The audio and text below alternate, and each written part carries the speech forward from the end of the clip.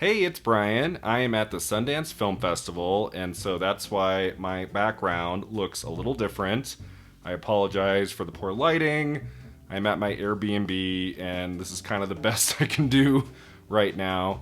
But I did want to give you some of my reactions to this year's BAFTA nominations. I'm going to go over the top 6 categories. Let's start with Best Director. So this is a pretty solid category. I'm really happy with that inclusion of Justine Triet for Anatomy of a Fall.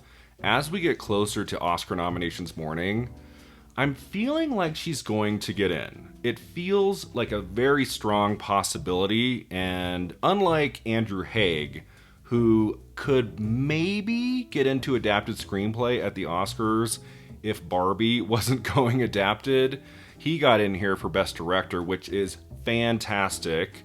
And then you have Alexander Payne, Bradley Cooper, Christopher Nolan, Jonathan Glazer. Glazer is another one who might get the Oscar nomination. We shall see. Obviously, director at BAFTA was kind of shocking to see both Martin Scorsese and Yorgos Lanthimos left off the list.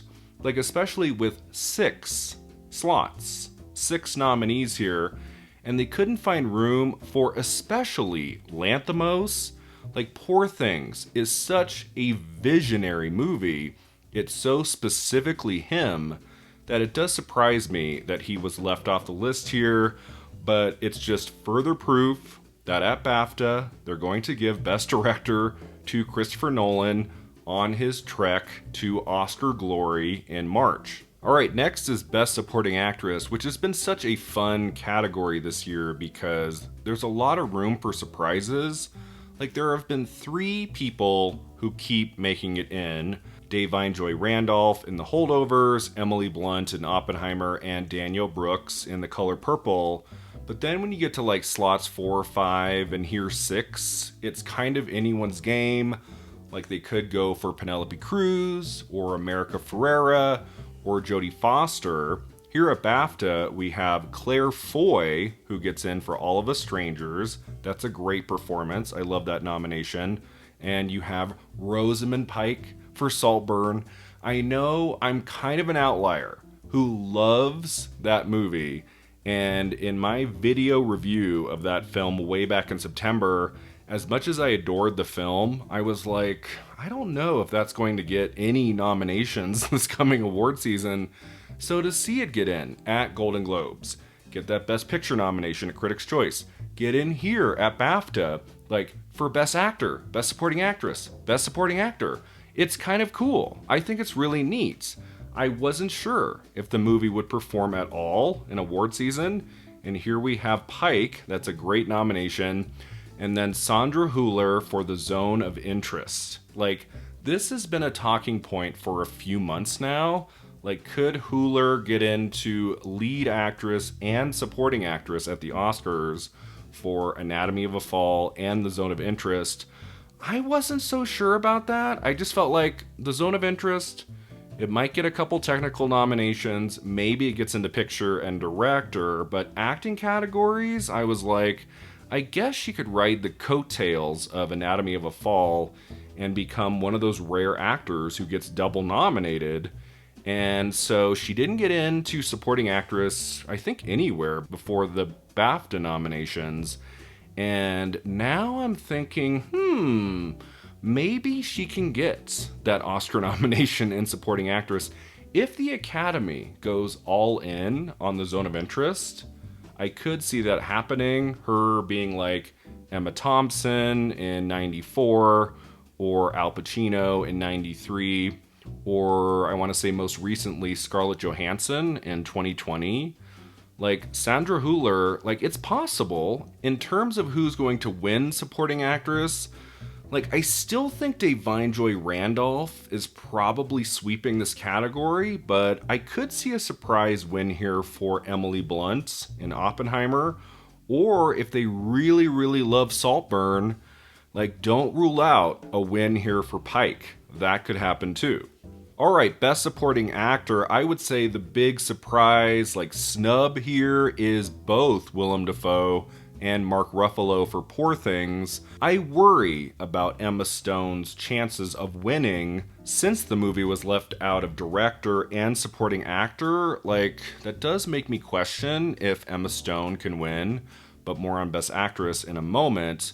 Best Supporting Actor this season does seem to be Robert Downey Jr.'s moment. I don't know if he's necessarily going to win everywhere, but he got the nomination here at BAFTA. He's probably going to get it. I think Oppenheimer will do well at BAFTA and win in multiple categories. And then you have the other two kind of standard bearers in this category, Ryan Gosling for Barbie and Robert De Niro for Killers of the Flower Moon. Like, Barbie did fairly well. Killers of the Flower Moon did miss in some categories at BAFTA, so I don't know who could upset Robert Downey Jr. here. The kind of new stars of this category we haven't seen much at all this season are Jacob Elordi for Saltburn, Paul Mescal for All of Us Strangers, and Dominic Sessa for The Holdovers. Finally, a big nomination for Sessa, which is really cool. I do think he has a very good shot of getting a semi-surprise Oscar nomination in Supporting Actor. If the Academy goes all in on The Holdovers, I could see that happening. I don't think Paul Mescal or Jacob Elordi can get an Oscar nomination in a few days. But again, I'm very happy to see Saltburn represented here. I thought Jacob Elordi was very good in that movie. He had a really strong year with this and Priscilla. So for him to get some kind of big nomination in the season makes me happy. I think that's really cool. And then Paul Mescal is wonderful in All of Us Strangers. Obviously, this is an actor who's going to be nominated for things time and time and time again throughout the years, and here's just yet another one. Like, we're probably going to see him get in somewhere for maybe Gladiator 2, and on and on and on. He is fantastic, even though he can't win here. I do think Robert Downey Jr. is looking pretty good in this category. Okay, Best Actress is next. Where the hell is Lily Gladstone? I think that was the biggest shock of BAFTA nominations morning. Like, Martin Scorsese not making it into director, okay, I guess I can understand that. But in a category with 6 slots, not just 5, 6, like, they can't make room for Gladstone? That's really troubling.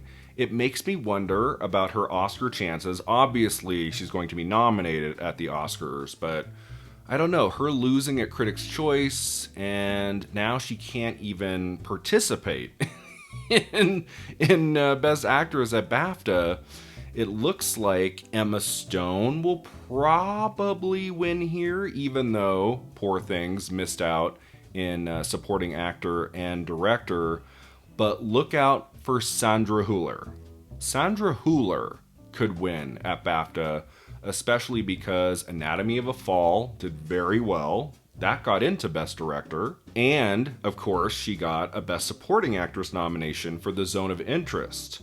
So it's like a really interesting season in Best Actress. Golden Globes seem to set up this one-on-one competition between Gladstone and Stone, and then Emma Stone won at Critics' Choice, and now we have Gladstone left off the list at BAFTA, and Sandra Hüller might win at BAFTA over Emma Stone.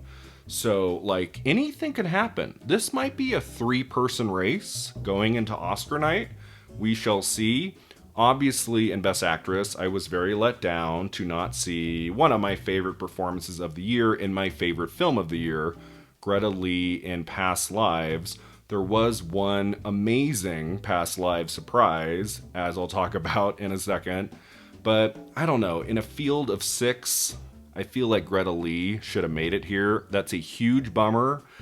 I'm still crossing my fingers she gets an Oscar nomination on Tuesday. It's not looking very likely. Like, I'm not confident about it. Like, the more I think about it, I'm like, well, if she can't make the top 6 at BAFTA, I don't know. But, I mean, at this point, I'm just like, come on. You can do it. But some really cool nominations here. Fantasia Barrino in The Color Purple. That's fantastic.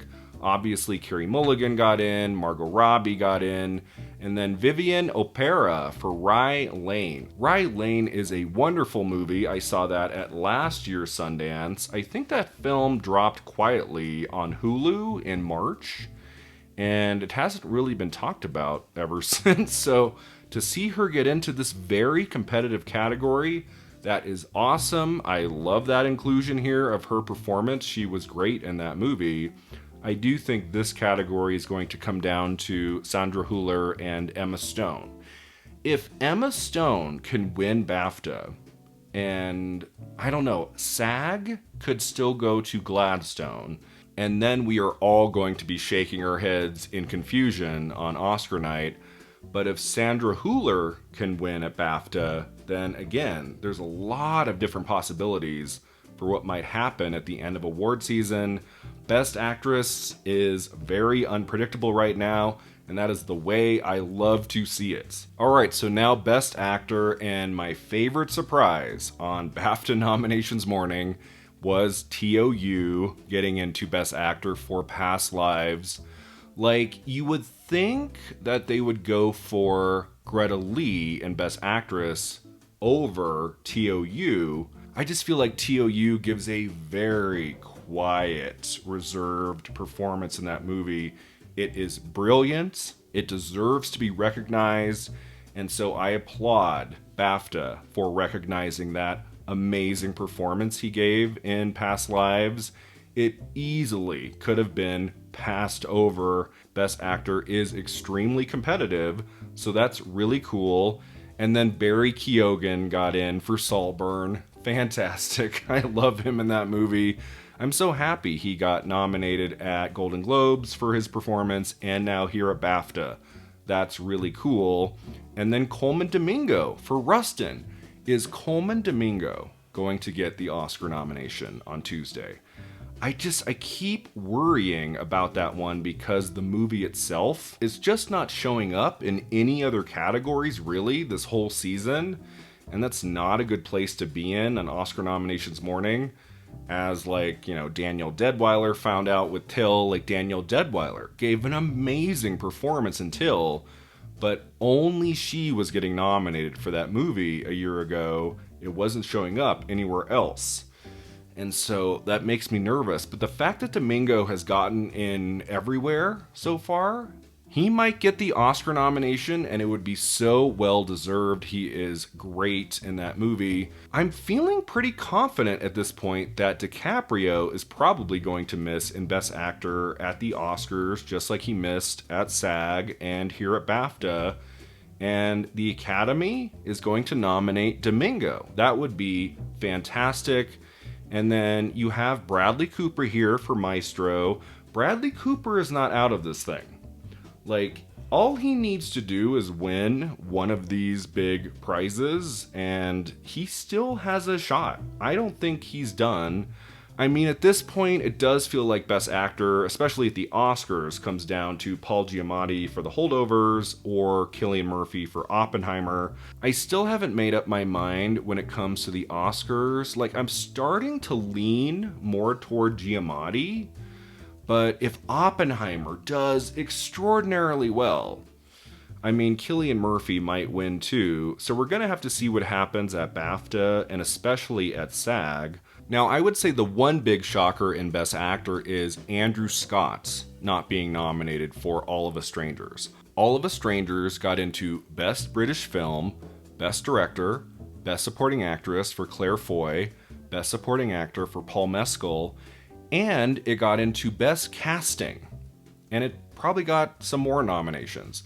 How do you nominate this movie for all of those things, but you don't nominate the best thing about it, which is Andrew Scott?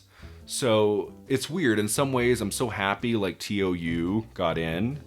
But then it's but wait, why is Andrew Scott not here for Best Actor in All of Us Strangers? That is really weird. That might be the weirdest omission here at BAFTA because the movie did so well in so many other top categories.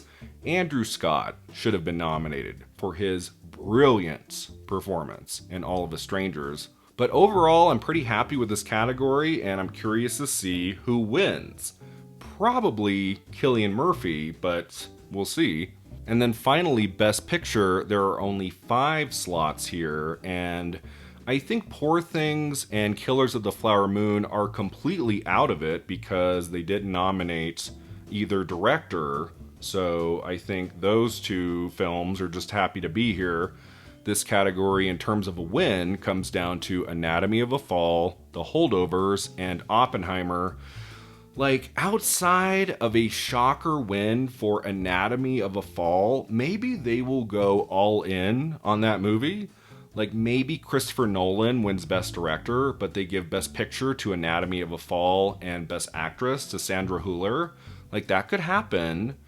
But I don't know. I mean, Oppenheimer just feels like the likely victor here, as it does at the Oscars.